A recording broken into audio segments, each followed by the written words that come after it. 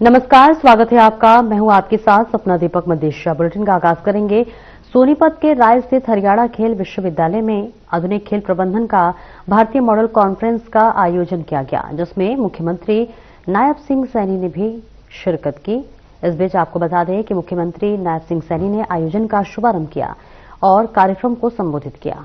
CM Saini ने कहा कि पीएम मोदी के नेतृत्व में भारत साल 2047 तक विकसित राष्ट्र बनने के संकल्प के साथ आगे बढ़ रहा है और इस लक्ष्य में खेल क्षेत्र की भूमिका अत्यंत महत्वपूर्ण है। हरियाणा के खिलाड़ियों ने वैश्विक स्तर पर राज्यों की पहचान को नई ऊंचाई दी है। Olympic, Asian games, Commonwealth games और यूनिवर्सिटी गेम्स जैसे अंतर्राष्ट्रीय मंचों पर खिलाड़ियों ने देश का परचम लहराया है। तो वहीं सीएम सैनी ने कहा कि खेल आज सिर्फ खिलाड़ियों तक सीमित नहीं रह गया है, बल्कि ये एक विशाल रोजगार, नवाचार और विज्ञान आधारित क्षेत्र बन चुका है। उन्होंने देश भर से आए शिक्षाविदों, विशेषज्ञों और खेल प्रेमियों का स्वागत करते हुए कहा कि ये कॉन्फ्रेंस आने वाली पीढ़ियों के लिए भारत के खेल क्षेत्र का एक मजबूत रोडमैप तैयार करेगी।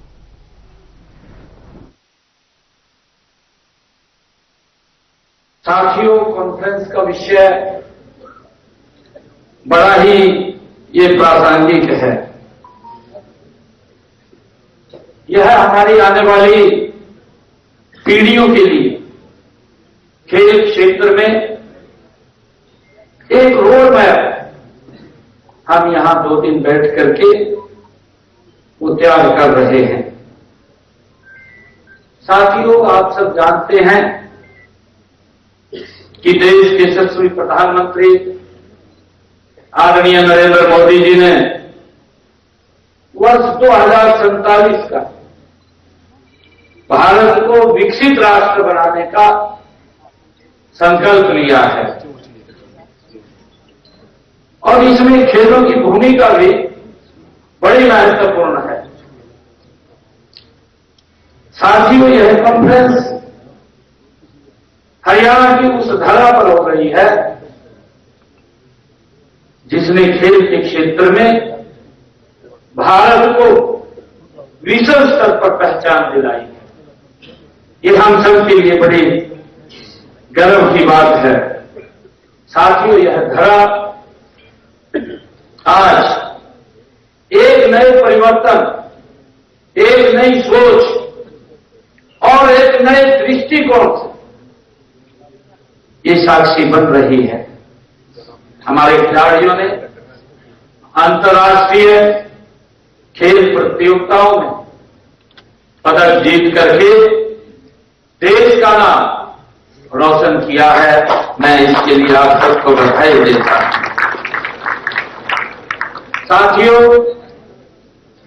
अब उनकी प्रतिभा और परिश्रम के साथ वैज्ञानिक प्रबंधन भी जुड़ जाएगा, क्योंकि हम 2 दिन यहां बैठ करके चर्चा, विचार, अलग अलग सत्र में करने वाले हैं, तो परिणाम बेहतर ही होंगे।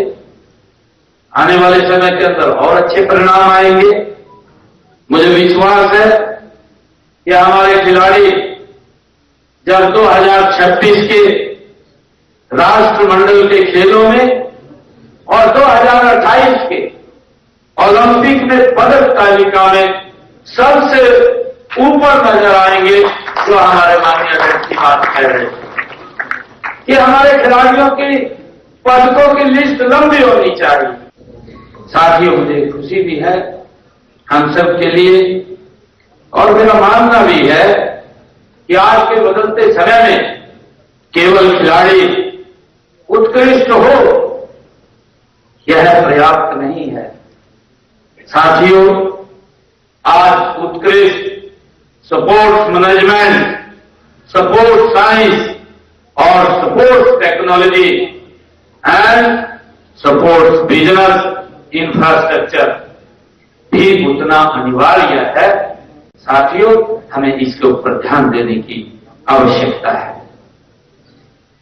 साथियों, हम सब जानते हैं कि आने वाला समय डेटा ड्राइव का और टेक्नोलॉजी इनेबल्ड है, साइंस सपोर्ट है, और ऐसे समय में हमारे खिलाड़ियों की जो क्षमता है वो वैश्विक मानकों तक पहुंचाने के लिए दक्ष, नवोन्मेषी और हमारी खेल परंपराओं के अनुरूप उसका प्रबंधन मॉडल भी जरूरी है, जिसकी चर्चा अभी आपके बीच में की भी गई है। इसके ऊपर हम विचार भी करने वाले हैं। साथियों, मेरा विचार है कि 65% युवा हमारा ये देश, ये 65% युवा जनसंख्या वाला ये हमारा देश है। इसके लिए एक अलग रणनीति होनी चाहिए। हमारे सामने कई चुनौतियां भी हैं और इसमें भौगोलिक विविधता, सामाजिक विविधता, संसाधनों में असमानता, ये सारी शामिल है। हम सब देखते हैं कि जिला हाई परफॉर्मेंस सेंटर और पंचायत स्तर पर मिनी स्पोर्ट्स कॉम्प्लेक्स और मोबाइल ट्रेनिंग लैब के माध्यम से प्रतिभा निखार करने के लिए पहल ये सरकार के द्वारा की जा रही है। साथियों, ये मेरे लिए बड़ी खुशी की बात है कि यह खेल विश्वविद्यालय इस दिशा में प्रमुख भूमिका ये निभा रहा है। मैं बहुत बहुत बधाई भी देता हूं। हम इसे अंतर्राष्ट्रीय स्तर के खेल अनुसंधान और प्रशिक्षण का केंद्र बनाने के लिए ये हमारी सरकार प्रतिबद्ध है। साथियों, मैं विश्वविद्यालय कुलपति महोदय और हमारे फैकल्टी के हमारे सभी माननीय सदस्यगण, मैं ये उनको कहना चाहूंगा, या स्पोर्ट्स टेक्नोलॉजी और स्टार्टअप इंक्यूबेशन सेंटर्स और बायो मैकेनिज्म और एआई आधारित प्रदर्शन विश्लेषण और राष्ट्रीय खेल अनुसंधान प्रयोगशालाओं के निर्माण पर हम काम करें। साथियों, वर्तमान में राज्य में हमारे 3 राज्य स्तरीय खेल परिसर है और 21 जिला स्तरीय खेल स्टेडियम, 25 हमारे मंडल स्टेडियम और 163 हरियाणा में राजीव गांधी खेल स्टेडियम, 245 ग्रामीण स्टेडियम तथा गांव में 382 इंडोर जो जिम उपलब्ध हुए हैं, हमने किए हैं। इसके लिए हमने 10 स्विमिंग पूल भी हरियाणा में अलग अलग स्थानों पर बनाए, 11 सिंथेटिक ट्रैक वो भी बनाए हैं, 14 आपकी ट्रफ और 2 फुटबॉल सिंथेटिक सतह पर 9 बहुउद्देशीय हॉल का निर्माण भी हमने इसमें किया है, ताकि जो हमारा खेल का इंफ्रास्ट्रक्चर है वो मजबूत हो और हमारे खिलाड़ियों को खेल की अच्छी सुविधाएं मिले। और उसी कड़ी में जो हमारी यूनिवर्सिटी का निर्माण हुआ है, मुझे बताते हुए खुशी है कि इस खेल विश्वविद्यालय की स्थापना भी 2022 में ये हमारी सरकार ने किया है, ताकि यहाँ अंतर्राष्ट्रीय खेल सुविधाएं यहाँ पर उपलब्ध हों। उसके लिए हम गति से काम कर रहे हैं। साथ ही मुझे ये भी खुशी है कि प्रदेश के 16 जिलों में जो हमारे खेल एवं युवा कार्यक्रम अधिकारी के कार्यालयों में सुविधा केंद्रों का निर्माण हमने 3 करोड़ रुपए की लागत से उसको किया है।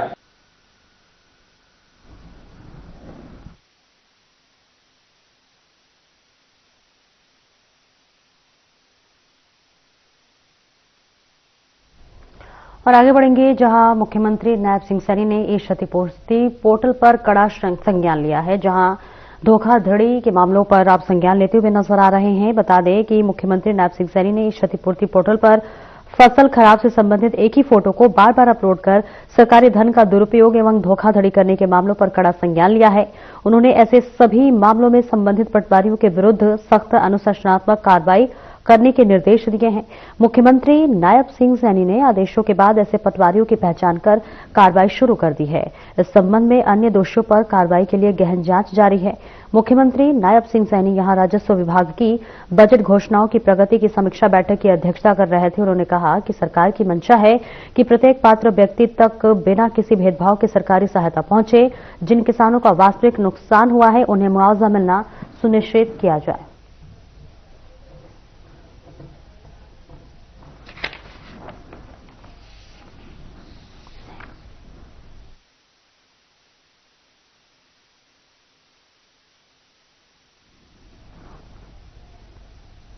और आगे बढ़ेंगे जहां सीएटी का रिजल्ट घोषित कर दिया गया है। जो अभ्यर्थी परीक्षार्थी सफल हुए हैं वो खुशी मनाते हुए नजर आ रहे हैं। हरियाणा सीएटी का रिजल्ट जारी हो गया है। क्वालिफाई होने पर अभ्यर्थियों में खुशी की लहर देखी जा रही है।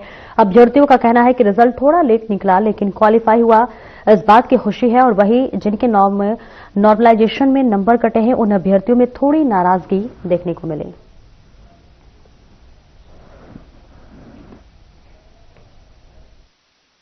नॉर्मलाइजेशन के कारण मेरे जी, मेरा नाम अंजलि है। मैं भिवानी जिले से बिलोंग करती हूँ और मैंने सीईटी का पेपर दिया था और मेरा क्वालिफाई हो गया और इस बात को लेकर मैं बहुत खुश हूँ। रिजल्ट थोड़ा सा लेट निकाला है सरकार ने, पर चलो निकाल तो दिया, इसी बात की खुशी है मेरे को। तो मैं राकेश कुमार भिवानी से, मेरा सीईटी का एग्जाम 27 को मॉर्निंग में था और वो इजी था और जो रिजल्ट आया वो काफी लेट आया है, तो इस बात की खुशी है। मेरा भी क्वालिफाई हुआ है।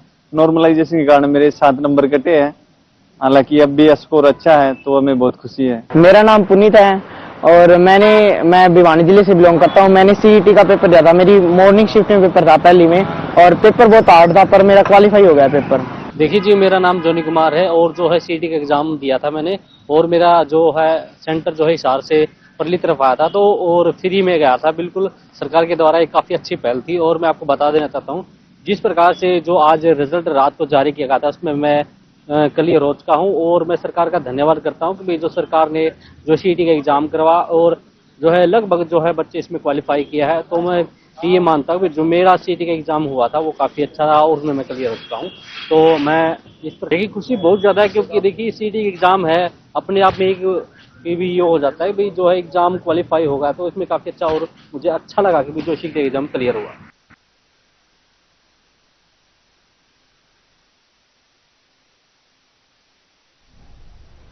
और आगे बढ़ेंगे जहां नेता प्रतिपक्ष भूपेंद्र सिंह हुड्डा ने कई बड़े सवाल खड़े किए हैं। उन्होंने विधानसभा का विशेष सत्र बुलाने की मांग की। पूर्व मुख्यमंत्री और नेता प्रतिपक्ष भूपेंद्र सिंह हुड्डा ने कहा कि चंडीगढ़ एसवाईएल पर बीजेपी सरकार हरियाणा के हक की रक्षा करने में नाकाम रही है। सुप्रीम कोर्ट के स्पष्ट आदेश के बावजूद प्रदेश को उसका हक का पानी नहीं मिल पाया। वहीं चंडीगढ़ को लेकर केंद्र की नीति भी अस्पष्ट बताई। हुड्डा ने कहा कि स्टेडियमों की जर्जर हालत के कारण 2 बास्केटबॉल खिलाड़ियों की मौत हुई, जिसके लिए सरकार जिम्मेदार है। उन्होंने आरोप लगाया कि कांग्रेस सरकार के समय बना विश्वस्तरीय खेल इंफ्रास्ट्रक्चर पूरी तरह खराब कर दिया।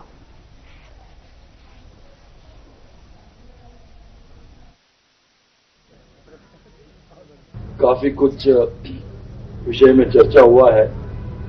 19 तारीख को आप लोगों को हमने इंदिरा भवन में बुलाया था, कारण वही है 14 तारीख को जो रैली आयोजित किया है ऑल इंडिया कांग्रेस कमेटी की तरफ से श्री मल्लिकार्जुन खड़गे जी और हम सबके नेता राहुल गांधी जी की तरफ से इलेक्शन कमीशन के खिलाफ जो आप लोगों ने सिग्नेचर करके 5,24,000 सिग्नेचर करके आप इंदिरा भवन में पहुंचा दिया है, उसको उस दिन हम लोग राष्ट्रपति को सौंप रहा है। इससे पहले बहुत बड़ा रैली होंगे, उसमें मल्लिकार्जुन खड़गे साहब, राहुल गांधी जी, सोनिया गांधी जी और प्रियंका गांधी जी भी भाग लेंगे और हमारे 3 मुख्यमंत्री हैं देश में, वो सब आएंगे और सारे पीसीसी प्रेसिडेंट सारे लोग आएंगे।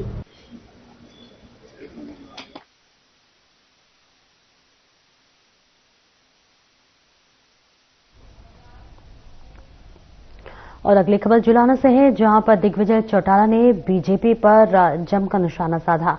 जी हां, हरियाणा में अधिकारियों पर सरकार का कोई नियंत्रण दिखाई नहीं देता। इसी कारण प्रदेश में अपराध लगातार बढ़ रहे हैं और ये बात जजपा के युवा प्रदेश अध्यक्ष दिग्विजय बातचीत करते हुए कही।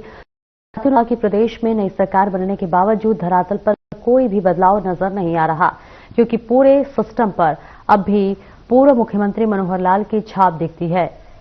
दिग्विजय चौटाला ने खुलासा किया कि विधानसभा चुनाव परिणाम आने के बाद जेजेपी ने गठबंधन का प्रस्ताव सबसे पहले कांग्रेस को दिया था, लेकिन कांग्रेस ने इस प्रस्ताव को स्वीकार नहीं किया।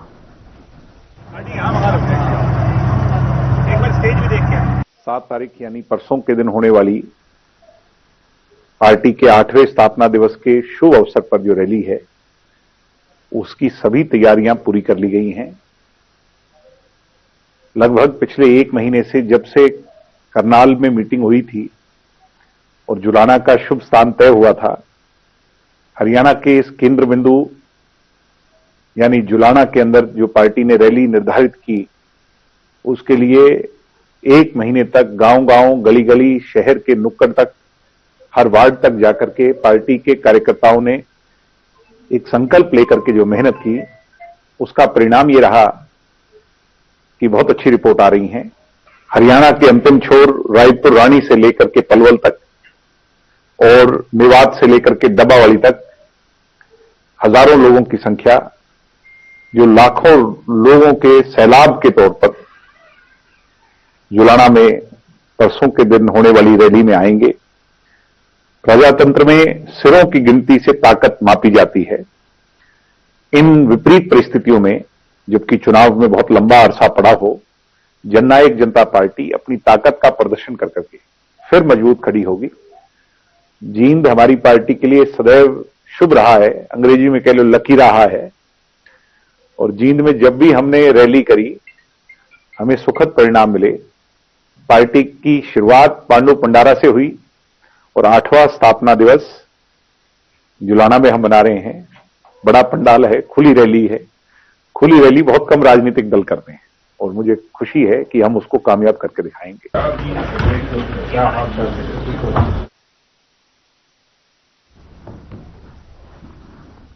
और कोसली विधानसभा क्षेत्र के गांव कबाली में सोमवार को उद्योग एवं पर्यावरण मंत्री राव नरवेर राज सिंह ने अपने दादा राव मनोहर सिंह के नाम पर बनाए गए द्वार का लोकार्पण किया, तो वही कार्यक्रम में भारी संख्या में ग्रामीण मौजूद रहे।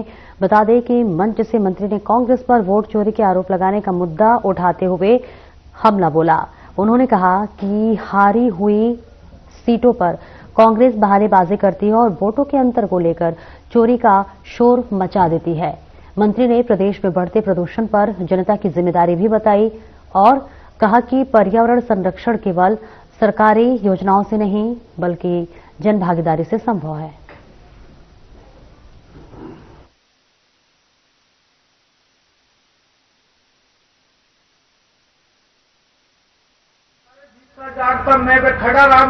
है और ये हाई स्कूल आजादी से पहले हमारे दादाजी स्वर्गीय राव मनोहर सिंह ने इसकी स्थापना की थी और अब मुझे मौका मिला है उनके यहाँ नाम का गेट का लोकार्पण करने का। इसको मैंने निर्माण करवाया और यहाँ बहुत से काम ऐसे बताए थे। पिछली बार मैं जनवरी में आया था तो वो काम अब पूरे किए, उनका उद्घाटन करने के लिए मैं आया था। मेरा पुराना विधानसभा क्षेत्र इन लोगों के आशीर्वाद से और बाबूजी की कृपा से मैं यहाँ से विधायक 87 में 26 साल की उम्र में लोगों को चुन के भेजा।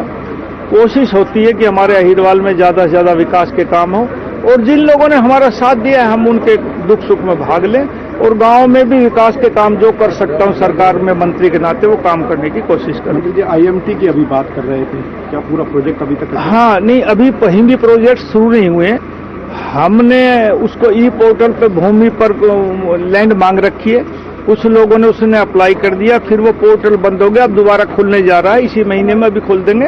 अरे जीत का जाट पर मैं खड़ा राम मनोहर सिंह कहीं नहीं, उन्हीं की बदौलत में मेरे बड़ी 26 साल में मैंने क्या हल चलाया था भाई। फरीदाबाद दिसंबर का महीना शुरू होते ही कड़ाके की ठंड पड़ने लगी है। ऐसे में प्रशासन द्वारा जिले में रैन बसेरों की व्यवस्थाओं को बेहतर करने के लिए आदेश दिए गए हैं और इसको लेकर बाकायदा कर्मचारी भी नियुक्त कर दिए गए हैं। परंतु ऐसे में जिले के अंदर रैन बसेरों के क्या कुछ हालात हैं, इसी को लेकर हमारी टीम ने बल्लभगढ़ नगर निगम के अधीन रैन बसेरे का जायजा लिया। देखिए खास रिपोर्ट। इस समय हम मौजूद है बल्लभगढ़ बस स्टैंड के पास नेशनल हाईवे पुल के नीचे।